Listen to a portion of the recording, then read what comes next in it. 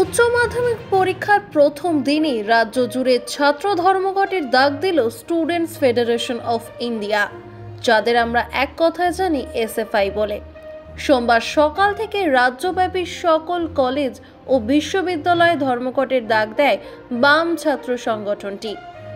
এর ফলে কলকাতা বিশ্ববিদ্যালয় এবং প্রেসিডেন্সি বিশ্ববিদ্যালয় সহ বেশ কয়েকটি শিক্ষা প্রতিষ্ঠান ক্ষতিগ্রস্ত হয়েছে।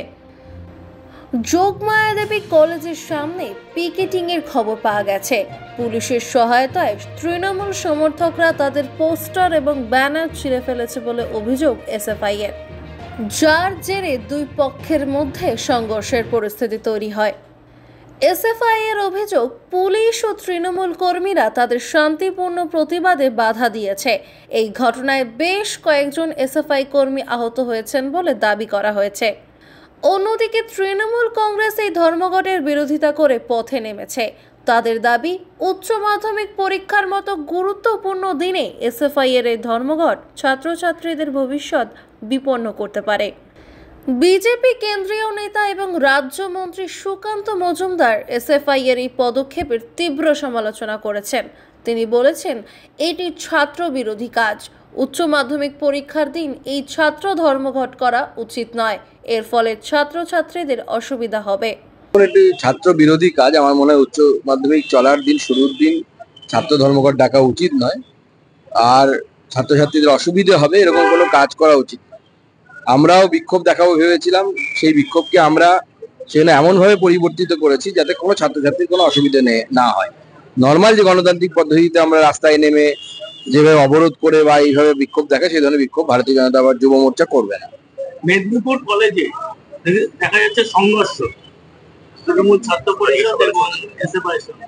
দেখুন, এখন পশ্চিমবঙ্গের বিভিন্ন জায়গায় এটা হবে, তার কারণ হচ্ছে মমতা বন্দ্যোপাধ্যায় এসএফআই কে হাইপ দিতে চাইছেন, মানে সিপিএম কে হাইপ দিতে চাইছেন। কারণ মমতা বন্দ্যোপাধ্যায় বুঝে গেছেন বাংলাদেশের চিত্র দেখার পর এবং পশ্চিমবঙ্গের সরস্বতী পুজো বন্ধ হওয়ার পর পশ্চিমবঙ্গের হিন্দুরা বুঝতে পেরেছেন যে আগামী দিনে বাংলাদেশ পার্ট 2 তাদের জন্য অপেক্ষা করছে। এবার হিন্দু ভোটকে ভাগ করতে হবে। তো হিন্দু ভোটকে ভাগ করার জন্য তো হিন্দু ভোট যদি সব বিজেপি পেয়ে যায় আর 4% ভোট পেলে তো বিজেপি সরকারে চলে আসবে। তাই হিন্দু ভোট ভাগ করার জন্য এখন সিপিএম কে তোলা হচ্ছে। সিপিএম এখন সামনের দিকে যাবে, এসএফআই সাথে সংঘর্ষ হবে, সিপিএম নেতাদের ওপর হামলা হবে, সিপিএম পার্টি অফিসে হামলা হবে। কারণ রাজনীতিতে আপনি তখনই হামলা হয় যখন আপনি প্রাসঙ্গিক হন।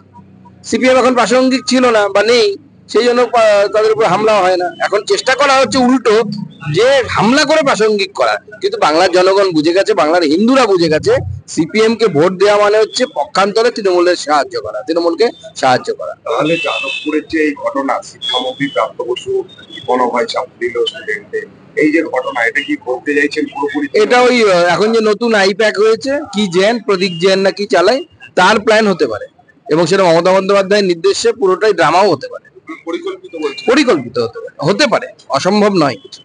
কারণ আইপ্যাক এই ধরনের বহু কাজ এর আগে আমরা দেখেছি করেছে। যেমন উদাহরণসহ 21 সালে বিশ্ব হিন্দু পরিষদের নামে ভুয়ো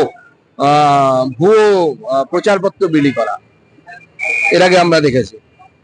হঠাৎ করে কালিয়াগঞ্জ বাই ইলেকশনের ঠিক আগের দিন, ভোটের দিন সকালবেলা উত্তরবঙ্গ সংবাদকে নকল করে লিফলেট বিলি করে দেয়া, যে দেখা যাচ্ছে যে সার্ভেতে টিএমসি জিতছে। এই ধরনের বহু এরকম করে। তো যারা ভোটে জেতার জন্য এত নিম্ন রুচির পরিচয় দিতে পারে, তো তারা এই ধরনের কাজ করতে পারে। আমার লোকসভা কেন্দ্রে আমার নামে লিফলেট বিলি করিয়েছিল আইপ্যাক, যে আমি ক্ষমা প্রার্থী, আমি ভোটে হার স্বীকার করে নিচ্ছি, আমার নামে লিফলেট বিলি করেছে। তো আইপ্যাক করে এসব। আমার তরফ থেকে সকল পরীক্ষার্থীদেরকে শুভেচ্ছা জানাই এবং তাদের আগামী দিনগুলো খুব ভালো হোক, সেটা আমি আশা করি।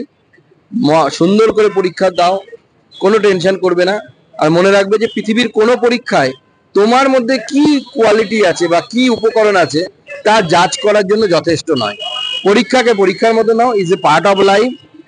পরীক্ষা পড়াশুনো করে দাও, তারপরে পরীক্ষার রেজাল্টের জন্য অপেক্ষা করো। বাট কোনো পরীক্ষা, কোনো রেজাল্টই তোমার মধ্যে যে প্রতিভা আছে সেই প্রতিভাকে প্রকাশ করতে পারে না।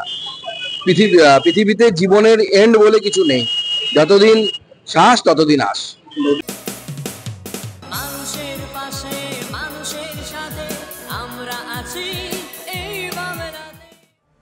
আপনারা দেখছেন সংবাদ শিরোনাম। দেখলেন তো অনেক কিছু, এবার দেখুন নতুন কিছু।